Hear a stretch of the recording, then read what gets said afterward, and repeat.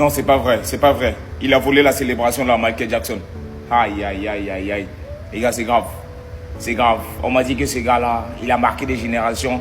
Mais en fait, lui, c'est un copieur. Il a juste triché. C'est comme Bellingham qui a volé la célébration de la Messi. Ah, Christian. Donc même dans ça, là, tu avais volé à Michael Jackson. Je vous jure que je ne le savais pas. J'ai vraiment un abonné qui m'a envoyé, il m'a dit, Victor, est-ce que tu savais? J'ai dit non. Je vais faire la vidéo. Je vais faire la vidéo. Pour vrai de vrai.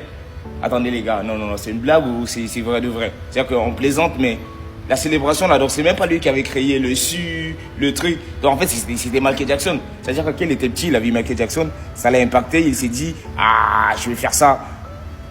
Et nous, on est là, on s'est dit, ah non, il a marqué des générations, des époques. Donc Christian, c'est le tricheur. Ah. L'éternel second. L'éternel second. C'est comme ça moi il l'appelle. L'éternel second, encore une fois. Donc, ok, il a quelle identité? Qu'est-ce qu'il a fait réellement? On dit ça vient de lui. Oh là. T'as dit pendant qu'on est en train de stresser, Rafinha blessé, ces tocards là, ils sont en train de se frapper des ballons. Ils sont en train de se lancer des ballons, regardez. Ils sont en train de se lancer des ballons. Pendant qu'on est là, oh non, Rafinha blessé, on stresse Newcastle, oh Atlético, Classico. Non. Les tocards là, en fait c'est ça, quand tu as des bébés, tu as des gamins, ils savent même pas ça. Regardez, ils sont en train de faire quoi là? Regarde. Chacun est en train de tirer le ballon sur les autres. Il saute, il saute. Si en sautant là, il y a mal ta cheville, c'est des boîtes. Regarde. Si en sautant là, regardez ce qu'ils vont faire. Regardez ce qu'ils sont en train de... Genre comme des gamins de 10 ans. Regardez. Pendant qu'on est en train de s'inquiéter de leur santé, ils sont en train de se viser des ballons. Si tu lances comme ça prend son genou. On dit, oh non, ligament croisé. Tu vas faire comment? On est là en train de stresser pour ces petits là. Vous êtes talentueux, mais vous êtes des bébés. Hein? C'est quoi ça? Non? Vous pouvez pas rester sérieux. Regardez.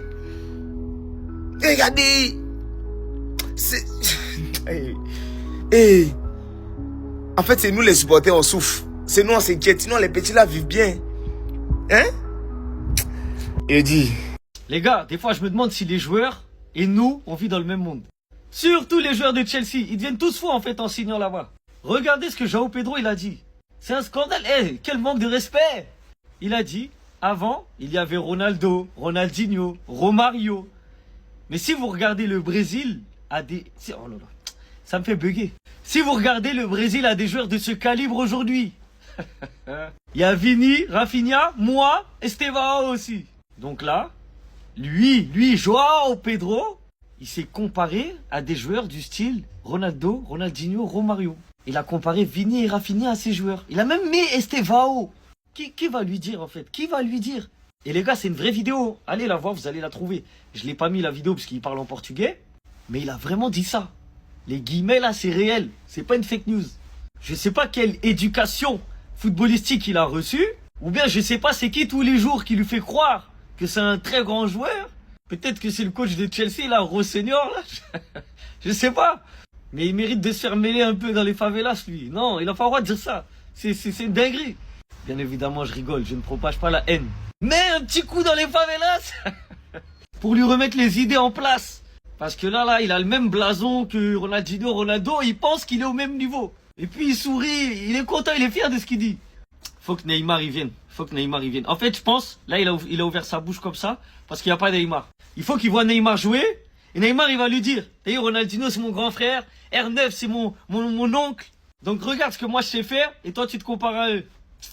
Bref, il m'a énervé lui. Meilleur duo de Renoir que j'ai vu les gars dans le football de tous les temps. Dites-moi s'il y en a d'autres. Moi je suis jeune, hein. C'est ceux que j'ai connus. C'est-à-dire, moi, de ma génération, c'est ce que j'ai vu. Et jusqu'à aujourd'hui, j'ai jamais vu un duo de Renoir aussi cheaté. Samuel Eto'o, Thierry Henry, c'est une dinguerie. Technique d'un côté, finition de l'autre. Mentalité de rage d'un côté, élégance de l'autre, c'est une dinguerie. Dites-moi si vous avez déjà vu un duo de Renoir aussi cheaté, les gars. Non, franchement, c'était fort. Franchement, forcément, je suis allé me retaper encore plein de vidéos. Ah! Non, Thierry Henry, Samuel Eto'o. En plus, Henry, quand il vient là, il est déjà une légende d'Arsenal. Hein. Il vient là pour gagner la Ligue des Champions et tout. Il réussit à la prendre au Barça. Mais le duo de Renoir, Samuel Eto'o, Thierry Henry, ça c'était une dinguerie. Et ça c'était une dinguerie. Dites-moi en commentaire. Aujourd'hui sur TikTok, on peut mettre des photos dans les commentaires. Mettez-moi une photo d'un duo qui peut rivaliser avec celui-là. Parce que pour moi, dans l'histoire, c'est le meilleur duo de Renoir que j'ai vu dans le football. C'est une dinguerie. Combien de ballons d'or dans cette photo? Répondez-moi très vite. Parce qu'on m'a dit qu'il y a beaucoup d'aura. Il y a combien de ballons d'or dans cette photo? Je suis en train de marcher et moi je vous fais la vidéo. Il y a combien de ballons d'or ici? Une fois que tu as répondu, là tu me réponds. Il y a combien de ballons d'or ici? Combien de ballons d'or? Non, combien de ballons d'or? Répondez. Parce que vous aimez voir avec les yeux. Quand on vous parle, c'est que non. Vous maîtrisez. Vous prenez cette photo, vous me dites l'aura. Quelle aura? Il y a combien de ballons d'or dans cette photo? Ciblez le nombre de ballons d'or, vous me dites. Combien il y en a? Tu reviens ici, tu comptes Kaka, Adriano, R9, Ronaldinho. Je sais d'où ils ont tiré la photo là. Ils essayent de reproduire ça. Les joueurs de l'Argentine, Lautaro Martinez, tous là, ils sont en train de faire une aide d'honneur au GOAT. Et le GOAT passe sans parler. Ils le suivent. Maintenant, répondez, il y a combien de ballons d'or dans cette photo? Non, parce que maintenant, il suffit d'avoir juste une bonne caméra et quelques maillots pour dire aura, quelle aura? Voilà l'aura. Combien de ballons d'or ici? À lui seul, il représente le football d'avant, de maintenant, d'après et pour les futures années. Donc, avant de parler beaucoup là, restez humble.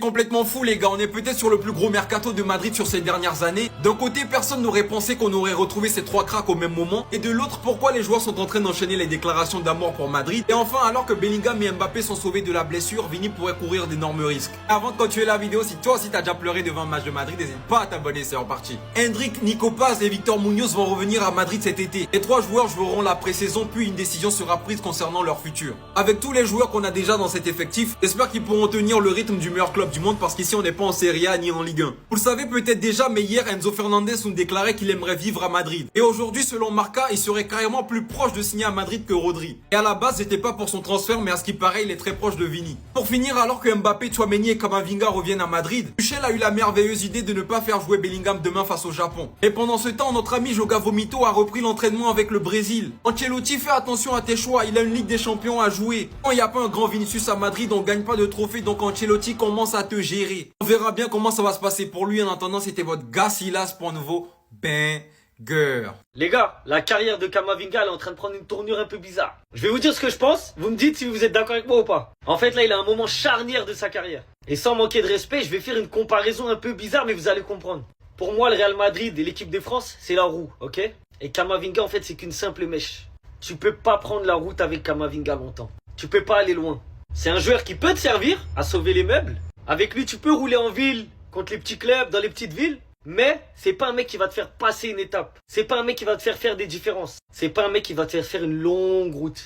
Par contre, j'ai l'impression qu'au Real, il peut rester très longtemps et avoir une carrière à la Vasquez ou une carrière à la Nacho. En gros, c'est un joueur qui sera sur le banc.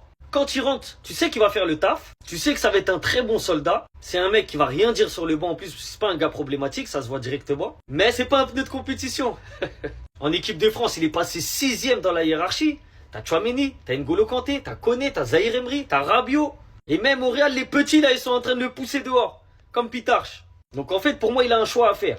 Soit il accepte d'être au Real, un joueur de banc qui rentre par-ci par-là, qui aura son temps de jeu. Si tu fais le temps de jeu à l'année, il aura du temps de jeu.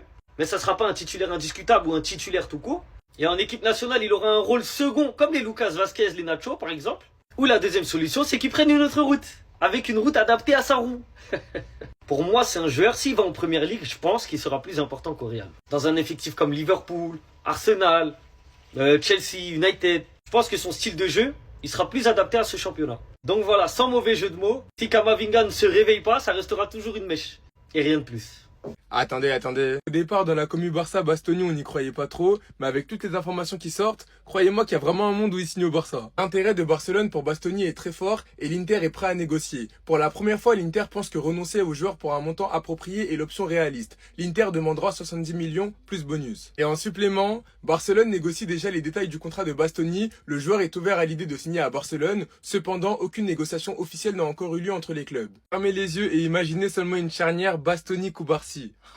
Non les gars, ça pourrait être du poulet. Et vraiment, ça pourrait être archi fort. De toute manière, dans les prochaines heures, dans les prochaines semaines, on aura plus d'informations. Mais croyez-moi que si Deco, il arrive à nous signer un Bastoni et qu'en plus de ça, il arrive à nous ramener un numéro 9, alors là, chapeau. La priorité du Barça pour le poste de numéro 9, comme on le sait tous, c'est Alvarez. Maintenant, reste à voir si le Barça réussira à faire Bastoni plus Alvarez, même si honnêtement, ça va être très compliqué. Mais en tout cas, si c'est le cas, croyez-moi que le mercato de 2026, il sera légendaire. Bref, en tout cas, n'hésitez pas à me donner vos avis dans les commentaires, histoire de savoir ce que vous en pensez, et moi, je lirai tout ça. Attendez, là, je suis en train de tourner la vidéo à 1h, hein.